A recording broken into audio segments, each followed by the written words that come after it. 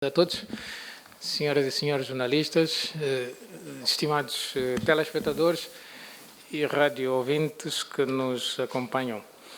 É já público que no dia de hoje, 2 de março de 2021, Sua Excelência João Manuel Gonçalves Lourenço, Presidente da República, decidiu, nos termos do artigo 233 da Constituição da República de Angola, exercer iniciativa de revisão da Constituição, cujo projeto de base foi apreciado hoje em sessão do Conselho de Ministros e, no início da tarde de hoje, deu entrada na Assembleia Nacional através de uma mensagem que o Sr. Presidente da República remeteu ao Sr. Presidente da Assembleia Nacional, contendo a proposta de lei de revisão da Constituição. Cabe-nos, nesta ocasião, proceder a três, a apresentação será partilhada entre mim, o Sr. Ministro da Administração do Território e o Sr. Ministro da Justiça e Direitos Humanos. Cabe-nos apresentar os termos gerais desta proposta de lei de revisão da Constituição da República de Angola. Do ponto de vista de generalidades, a nossa Constituição completou agora no dia 5 de fevereiro 11 anos, desde que entrou em vigor e desde que tem regido a vida nacional durante esse tempo. Esses 11 anos foram tempo suficiente para aplicar a Constituição, para perceber a Constituição e também para fazer um balanço da sua vigência, dos seus méritos e também de aspectos onde a dinâmica impõe alterações. O Sr. Presidente da República, em funções, há pouco mais de 3 anos, pôde também, no quadro da aplicação da Constituição, analisá-la e refletir sobre ela. Como qualquer Constituição, a nossa também visa 2 grandes objetivos: ser um documento capaz de garantir estabilidade e de ter longevidade e, por isso, não mutável com frequência, com regularidades curtas, mas, ao mesmo tempo, ser dinâmica e ser capaz de acompanhar a evolução e as mutações da sociedade.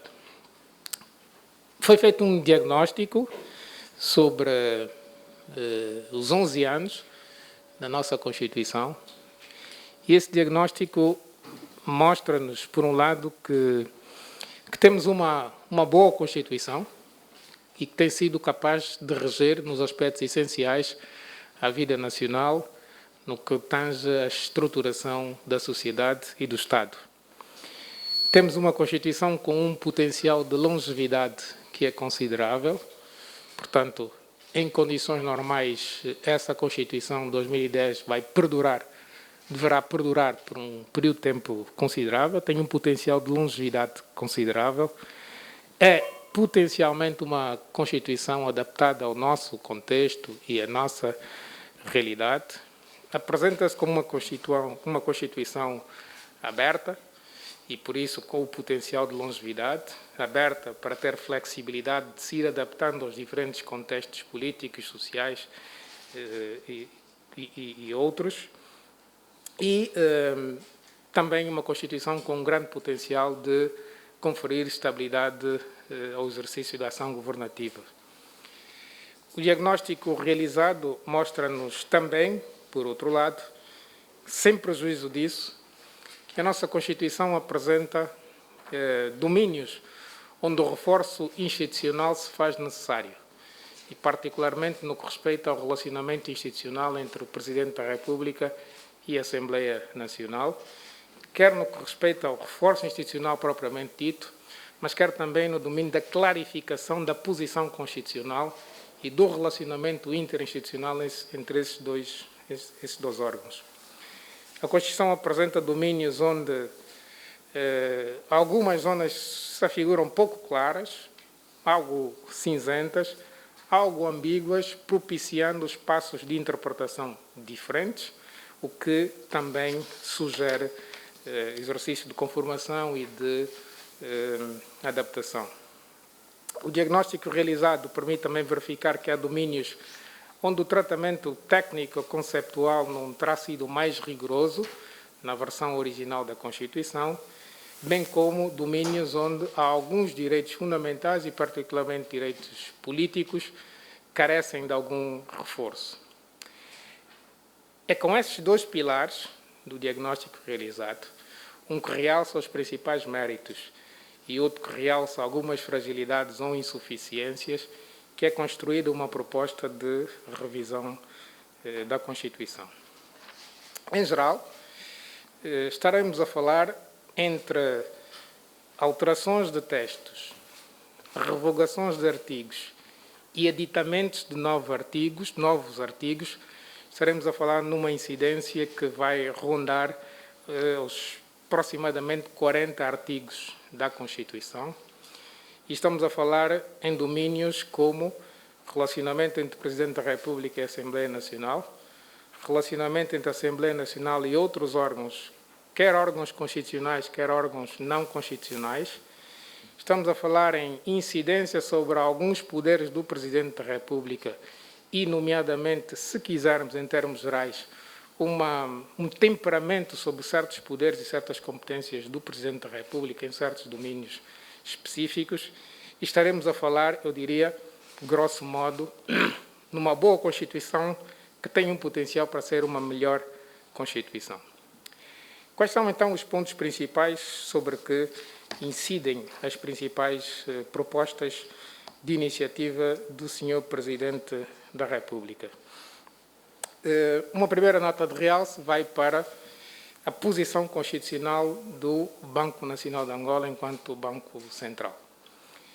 Essa matéria tem tratamento no artigo 100 da Constituição em vigor, mas da análise feita com um potencial de melhoria, considerando visões e dinâmicas atuais de instituições com a natureza do Banco Nacional de Angola enquanto Banco Central. Por um lado, eleva-se ao nível da Constituição as principais funções do Banco Nacional de Angola, enquanto garante da estabilidade de preços e enquanto elemento fundamental para assegurar e preservar o valor da moeda nacional, bem como estabilidade do sistema financeiro. Portanto, elevam-se os princípios fundamentais da atuação do Banco Central no plano da Constituição, mas, mais do que isso, reconhece-se o Banco Central como uma entidade administrativa independente. A partir do momento desse reconhecimento, estaremos a falar de um espaço de exercício de competências do Banco Central mais descolado do Poder Executivo. Se quisermos, é o Poder Executivo a deixar de imiscuir-se diariamente, regularmente, na ação do Banco Central, uma redução da intervenção do Presidente da República sobre o Banco Central, portanto, elevando a posição de entidade administrativa independente, que não funciona sob direção do titular do Poder Executivo, mas em coordenação, em colaboração com o Poder Executivo. E a primeira manifestação prática dessa alteração na proposta é também a alteração do modo de designação do governador do Banco Nacional de Angola. Até hoje, na Constituição, isso é um poder próprio, exclusivo do Presidente da República. O que se propõe agora é que o Presidente da República não tenha intervenção isolada nessa matéria, passando a intervir também o Parlamento na designação do governador do Banco Nacional de Angola. Como se pode verificar aqui, é um exemplo onde há uma, chamemos, redução da intervenção presidencial e uma abertura para a intervenção parlamentar.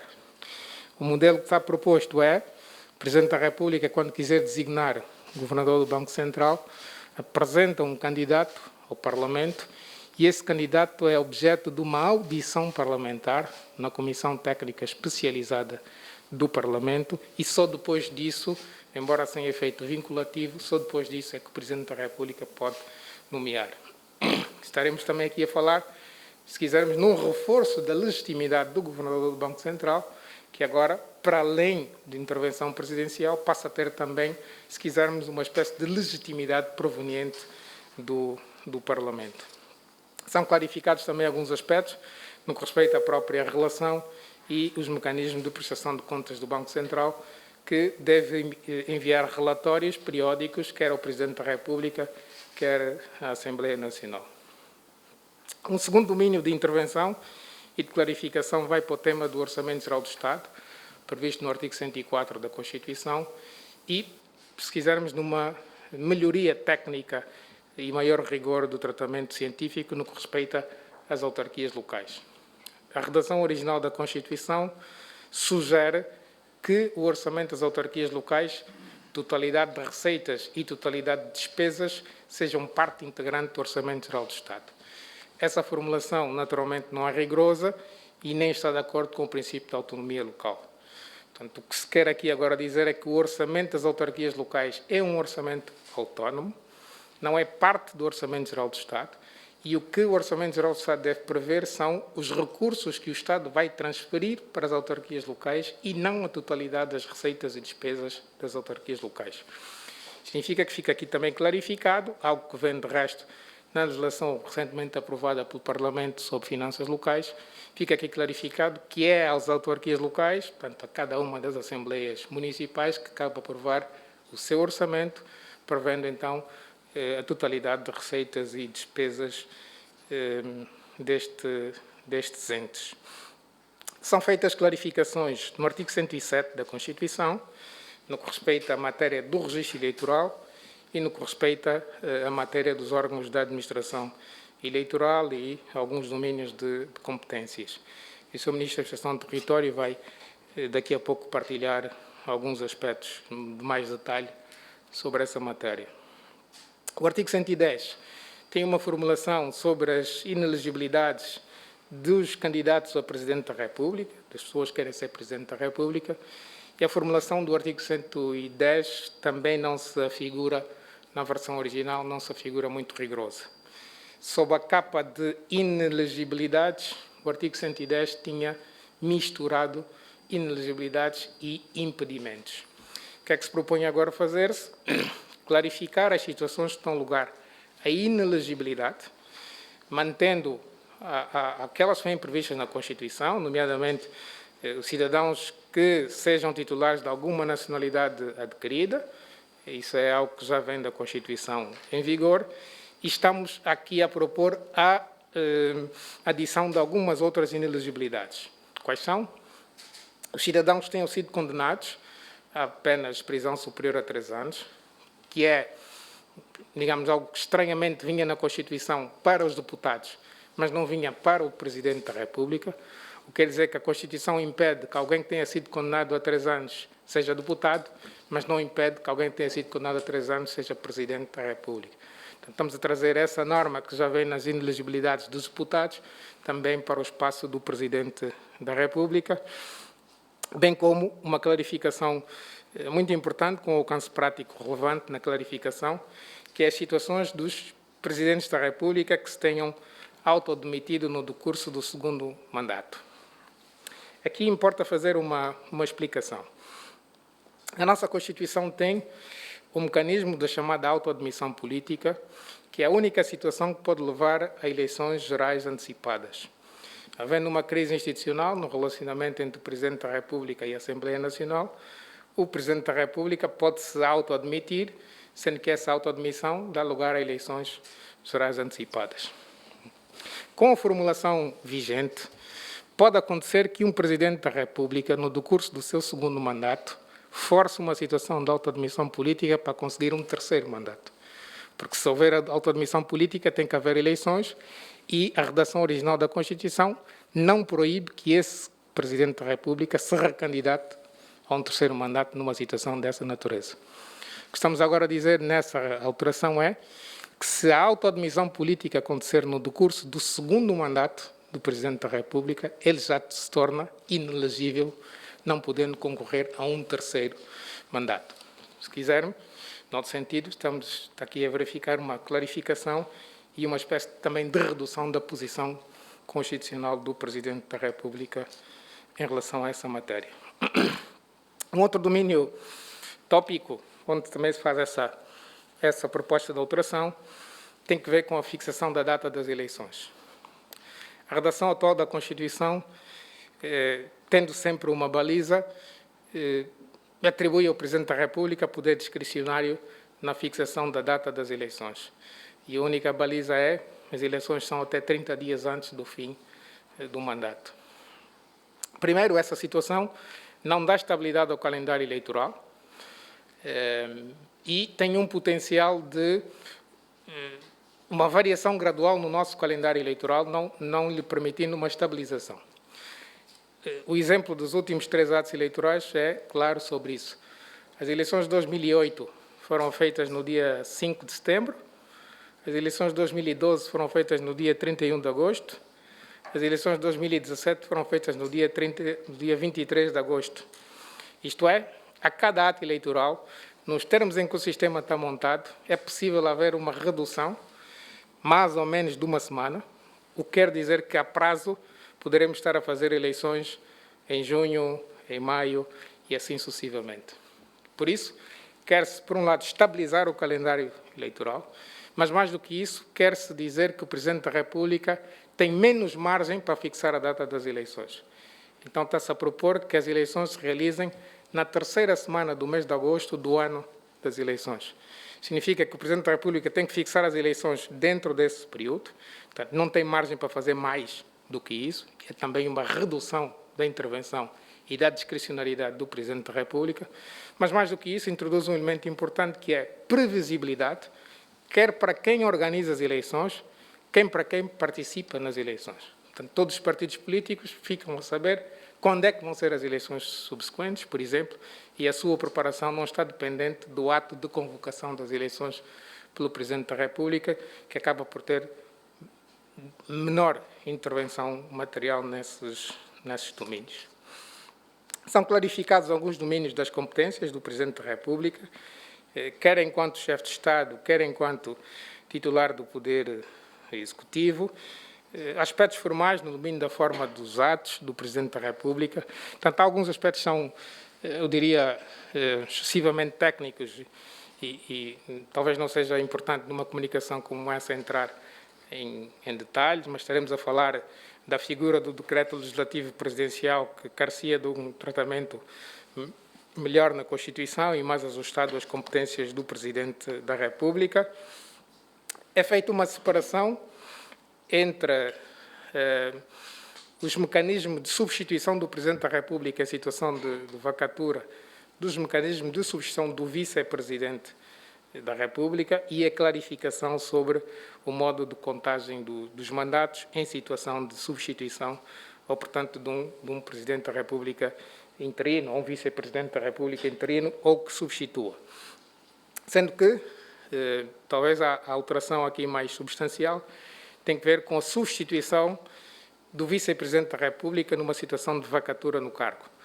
No modelo hoje definido, havendo uma vacatura no cargo de Vice-Presidente da República, cabe ao Presidente da República designar um novo Vice-Presidente, ouvido o partido político mais votado nas eleições imediatamente anteriores. Ora, o nosso desenho de sistema eleitoral é feito mais a partir do partido político e da lista por onde são eleitos os candidatos, cabeça de lista e segundo da lista, do que a partir do Presidente da República. O que se está aqui agora a propor é uma inversão nessa estrutura para que, em situação de vacatura, a proposta inicial seja do partido político, por cuja lista foi eleito o Vice-Presidente da República, que apresenta naturalmente a proposta, ouvido o Presidente da República em funções, cabendo ao Tribunal Constitucional validar essa candidatura para efeitos de tomada de posse do Vice-Presidente. Faz também uma proposta de alteração na estrutura do Conselho da República, que é o órgão de consulta do Presidente da República, mais para fazer 2 aditamentos.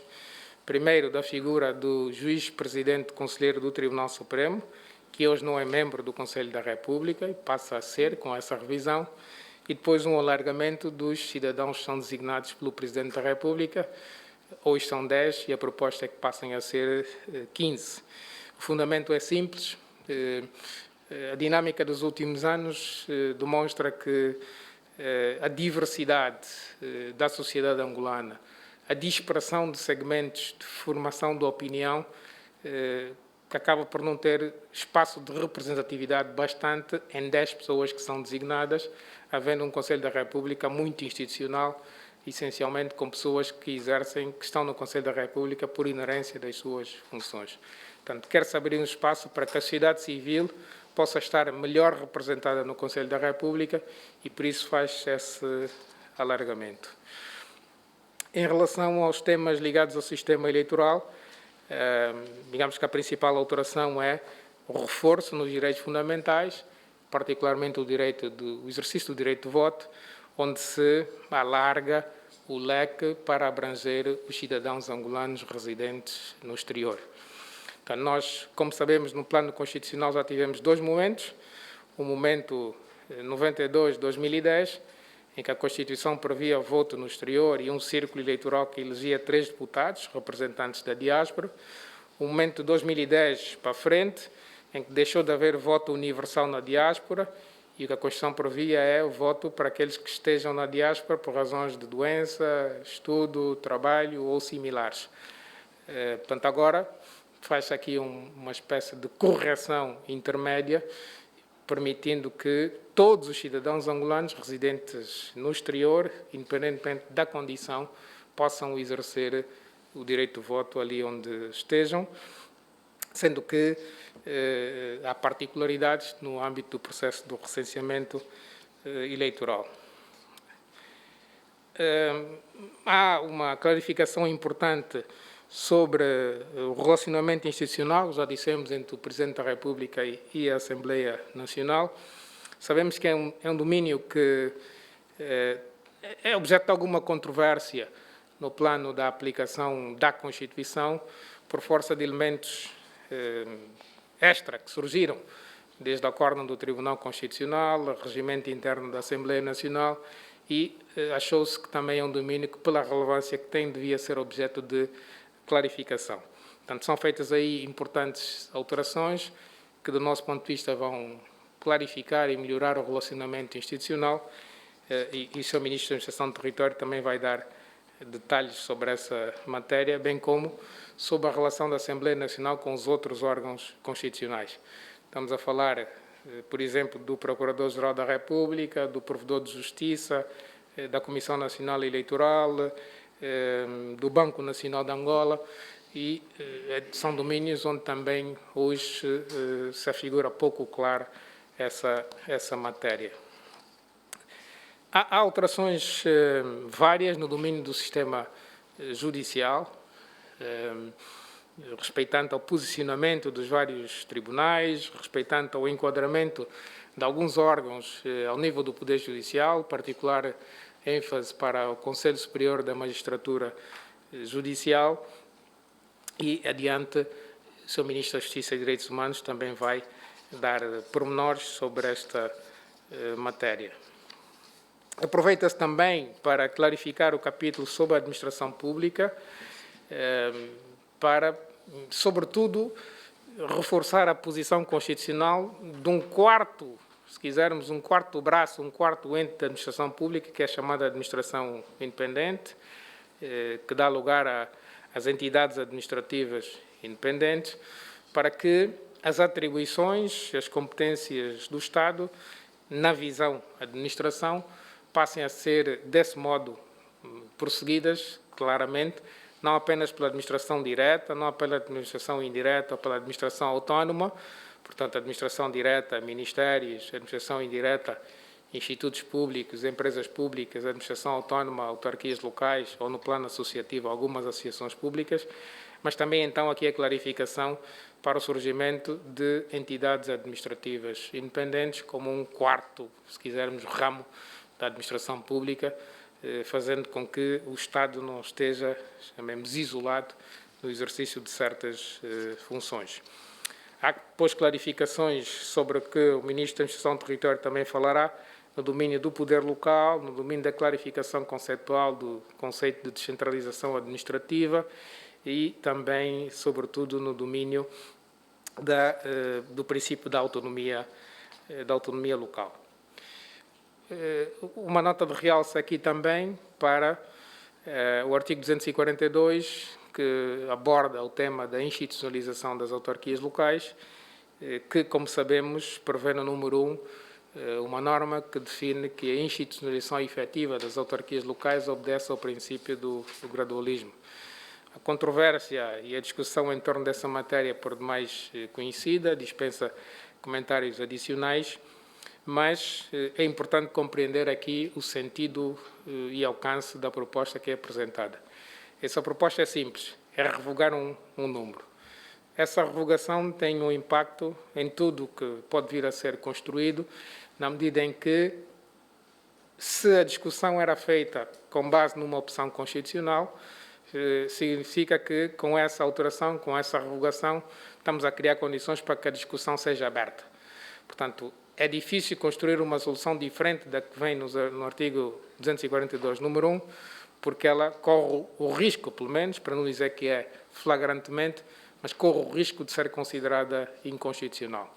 O que quer o Sr. Presidente da República com essa pontual alteração é dizer: vamos discutir a institucionalização das autarquias locais sem ter porta fechada pela Constituição, abrindo espaço para que o debate político possa encontrar soluções de consenso e ser, então, no debate político parlamentar que se encontram os caminhos sobre essa matéria, podendo ser um caminho de institucionalização faseada ou de instituição não faseada, consoante aquilo que o Parlamento entender mais adequado. Depois são feitos aditamentos. Não vou falar sobre todos em detalhe, vou eventualmente destacar aqueles que são mais importantes.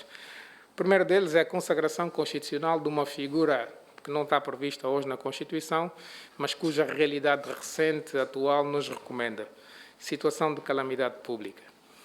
A Constituição prevê 3 estados de necessidade constitucional: estado de sítio, estado de guerra, estado de emergência, e nenhum deles é adequado a uma situação como a que vivemos hoje.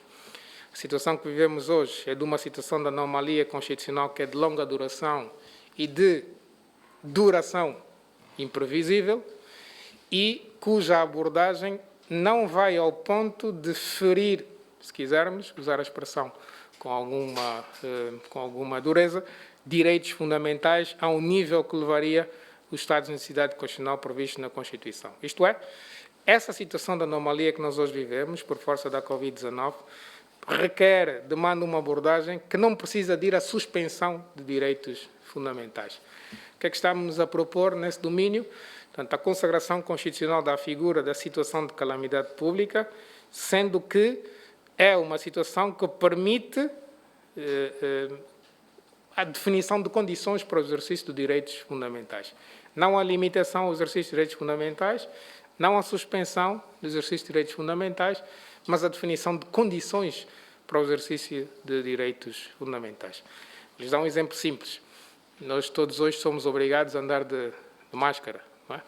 Portanto, a obrigatoriedade do uso da máscara aqui nessa sala poderá, eventualmente, por alguns, ser entendida como uma limitação do direito. Eu devia ter a possibilidade de andar sem máscara porque sou livre de o fazer. Ora, nesse caso, quando se nos obriga a usar uma máscara, não se está a suspender ou a limitar o exercício do nosso direito. Está-se apenas a dizer que o exercício desse direito deve ser feito sob uma condição, que é usar a máscara. Portanto, estamos aqui perante uma figura diferente, uma figura nova, de resto bastante nova, porque quase nenhuma Constituição tem previsão sobre normas desse nível, e a Generalidade dos Estados hoje se confronta com a dificuldade de ajustar as medidas em face disso, e aproveitou-se esse momento para, no quadro dessa revisão, introduzir-se a figura da situação de calamidade pública, sendo declarada pelo Presidente da República e, contrariamente ao que é agora, fazê-lo ouvida a Assembleia Nacional. Portanto, hoje a Assembleia Nacional não intervém no processo de declaração de situação de calamidade pública. Com essa proposta passa a haver intervenção parlamentar também neste domínio. Um segundo aditamento muito importante vai para uma figura que também não está prevista hoje na Constituição, mas que se afigura e cada vez mais relevante, que é o que, grosso modo e teoricamente, nós chamamos de governo de gestão. O que é que isso é? Regra geral, no período de fim de mandato de um Presidente da República, há a preocupação de que não sejam tomadas medidas suscetíveis de comprometer a médio e longo prazo a governação subsequente. O que estamos aqui agora a dizer, a consagrar essa figura, portanto, função executiva no final do mandato, é que a partir do momento do início da campanha eleitoral, um Presidente da República em funções não pode tomar decisões de fundo. Quando começar a campanha eleitoral, o Governo entra em modo gestão corrente. Portanto, faz gestão corrente, não toma decisões de fundo, exatamente porque está à espreita um novo Presidente, um novo Governo, e talvez não seja adequado vincular o que aí vem a soluções de médio e longo prazo. Portanto, entre a campanha eleitoral e a tomada de posse do Presidente subsequente, o Executivo em funções está em governo de gestão, sendo-lhe permitido apenas praticar atos de gestão corrente.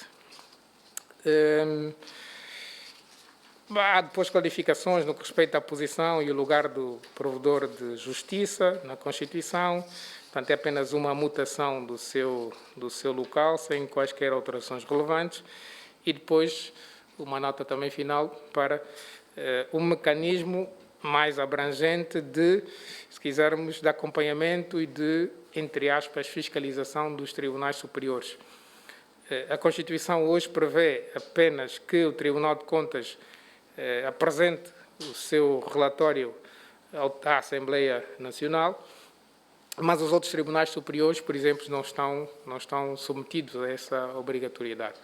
Prevê-se que agora todos os tribunais superiores tenham a obrigação de fazer um relatório anual, que é apreciado em Conselho Superior da Magistratura Judicial e depois remetido quer para o Presidente da República, quer para a Assembleia Nacional, dando possibilidade a esses órgãos de conhecer aquilo que é o trabalho do Poder Judicial. São algumas das principais matérias referidas e constantes dessa proposta de revisão.